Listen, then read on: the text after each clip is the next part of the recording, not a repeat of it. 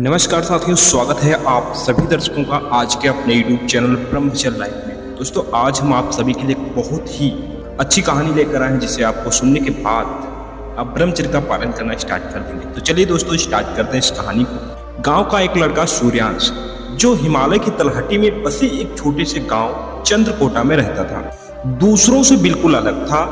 गाँव के बाकी लड़कों की तरह ना तो वह दिन भर मोबाइल पर आंखें गड़ाए बैठा रहता था, ना ही लड़कियों के पीछे भागता था। उसकी आंखों में एक अजीब सी गहराई थी, जैसे वो कुछ खोज रहा हो अपने भीतर। एक दिन उसकी 90 साल की दादी ने कहा, बेटा, इंसान की सबसे बड़ी शक्ति उसके भीतर सोई पड़ी रहती है। जो उसे जगाता है वही जीवन का असली योद्धा बनता है। सूर्यांश ने पूछा, कैसे जागेगी दादी ये शक्ति?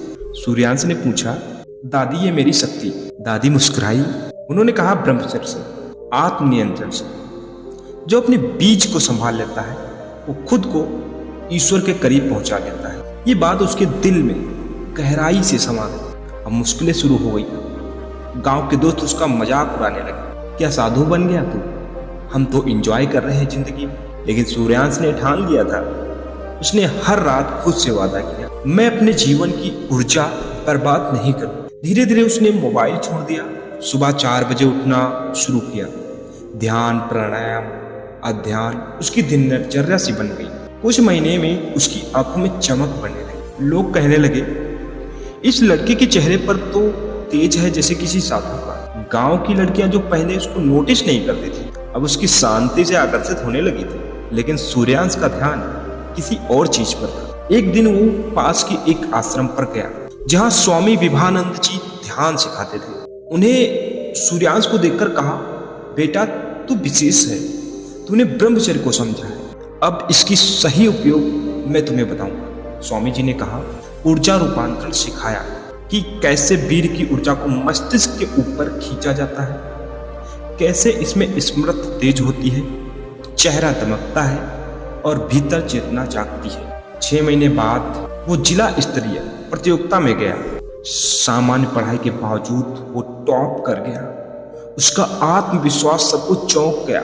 लोग कहने लगे, ये लड़का क्या खाता है, इसकी आंखों में बिजली जैसी चमक। लेकिन सच तो ये है, वो अपने वीर की रक्षा करता है। वो अपनी वासना की आग को तब बना चुका है। एक रात उसकी पुरानी आदतें लौटने लगी, शरीर कांपने लगा, मन विचलित होने लगा।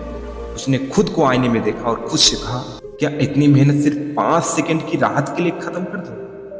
उसने तुरंत ठंडा पानी पिया और अपने सर पर डाला और दौड़ लगाने चला गया और खुद को काबू में रखा। उस रात वो जीत गया खुद पर। 2 साल बाद सूर्यांश गांव का पहला लड़का बना जो IAS की तैयारी करने शहर गया था। लेकिन वह खुद को कभी अकेले नहीं समझता था।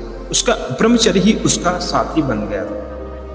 वो जो चाहता था वह उसकी उपस्थिति में शांति फैलती थी। जो चाहता था उसको वो मिल जाता था। लोग कहते थे, सूर्यांश आता है तो माहौल बन जाता है, जैसे कि रोशनी भर जाती है। ब्रह्मचर्य त्याग नहीं है, तपस्या है। ये खोना नहीं, खुद को पाना होता है। जब लड़के खुद को संभालना सीख जाते हैं तभी वो सच्चे पुरुष बन जाते हैं। दोस्तों, आप सभी से मैं कहूँगा कि आप ब्रह्मचर्य का पालन करिए और 2026 में आप एक योद्धा की तरह नए निकलिए, ताकि लोग भी आपको कहें कि हम आपने कुछ अच्छा किया है। अभी आपके पास टाइम है और इस वीडियो को आप 5 लोगों के पास जरूर शेयर करिए। अगर 5 में से 1 लोग भी इस वीडियो को पूरा देख करके ब्रह्मचर्य का पालन करते हैं ना, तो आपको दिल से थैंक यू बोले। तो मिलते हैं इसी तरीके की नेक्स्ट वीडियो में। तब तक के लिए जय हिंद, जय भारत, वंदे मातरम।